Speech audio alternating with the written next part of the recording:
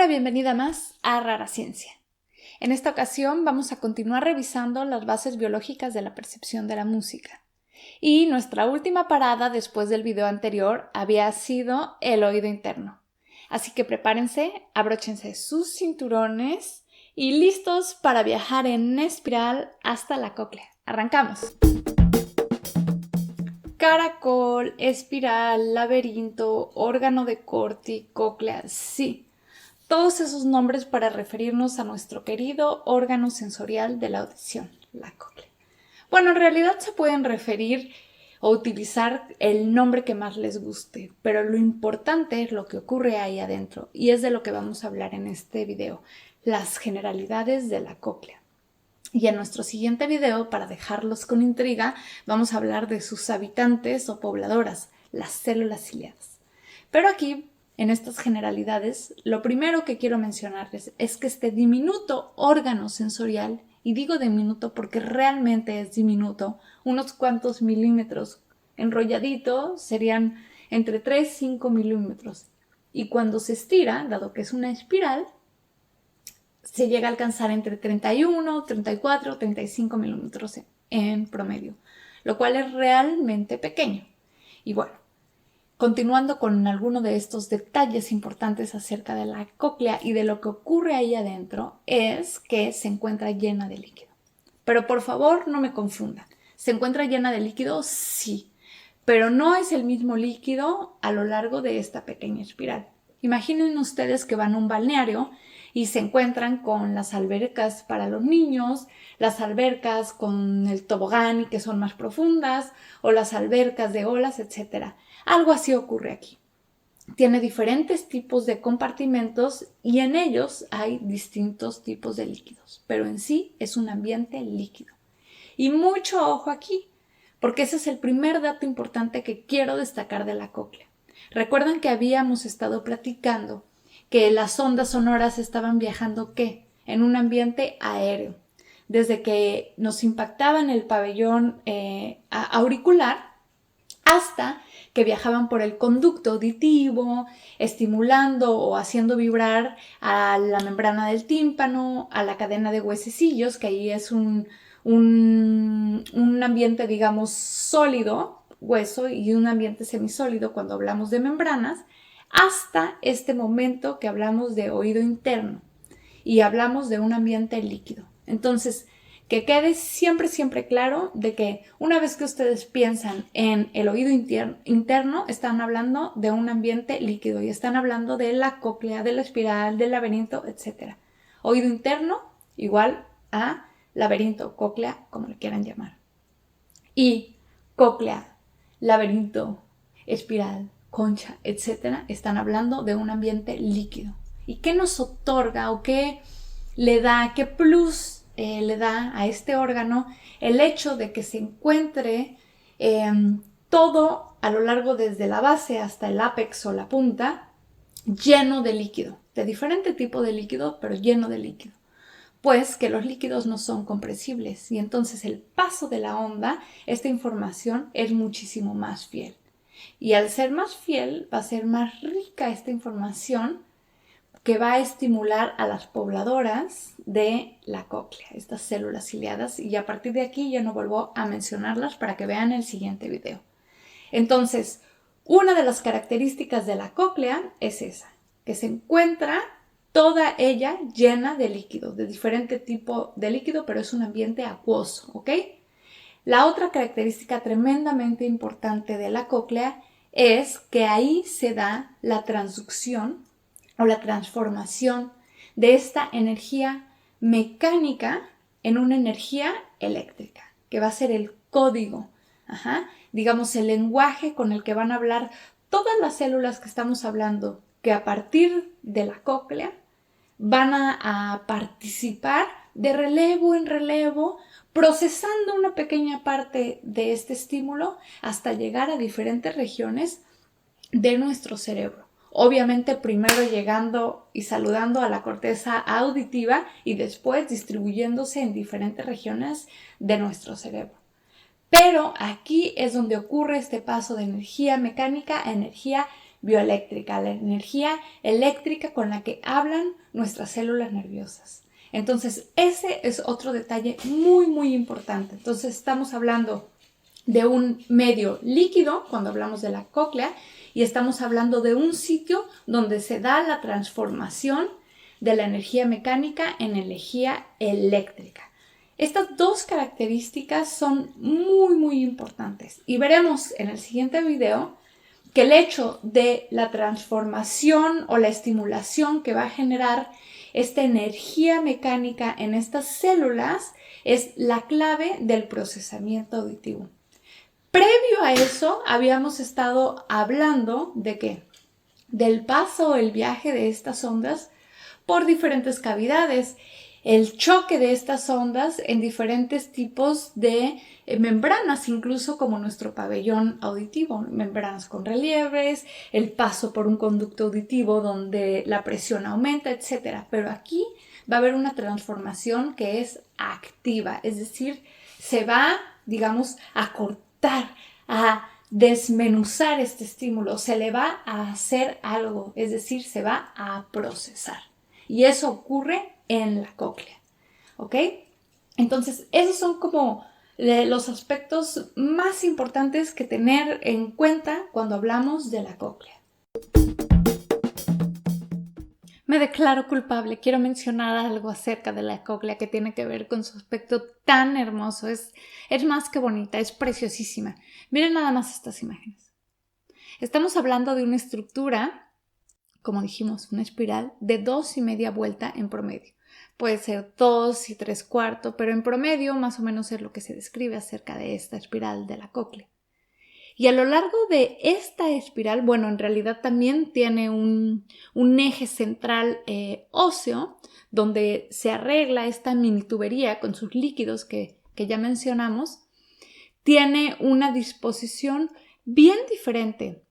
Su parte basal es un poco más ancha en cuanto a esta tubería y su parte apical o apex es más delgadita. Y estamos hablando de una diferencia un tanto considerable porque abajo se ha llegado a describir que puede alcanzar cerca de 1 centímetro de ancho y arriba volvemos a los milímetros, un par de milímetros. Entonces vemos que no es simplemente un tubo hecho círculos, hecho espiral, con las mismas propiedades, la misma anchura, etc. No. Incluso por dentro, como vamos a ver en el siguiente video, hay mucha diferencia entre lo que ocurre abajo y lo que ocurre arriba. Y aquí les voy a dar una pista de que estamos hablando de un arreglo que tiene que ver con las frecuencias.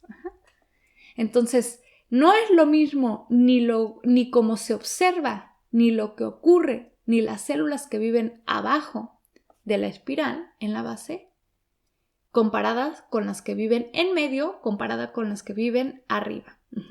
Visualmente, es decir, estructuralmente y funcionalmente, lo que hacen, lo que procesan, no es igual, ¿ok? Hay una distinción, tiene una identidad en ese sentido la arquitectura de la cóclea. Y eso es algo muy, muy, muy importante, porque después incluso vamos a hablar o vamos a estar relacionando esta ubicación, más adelante vamos a decir, se estimularon las células que viven en la base, ¿qué tipo de frecuencias estarían ahí siendo procesadas? Entonces, por ahí va más o menos esta pista que les estoy dando relacionada con la estructura de la cóclea. Otro detalle súper importante es que este órgano sensorial se desarrolla, o sea, durante la gestación, muchísimo más rápido que otros. Por ejemplo, con la tan adorada vista o el sistema visual, en realidad el sistema auditivo avanza y se desarrolla muchísimo más rapidito.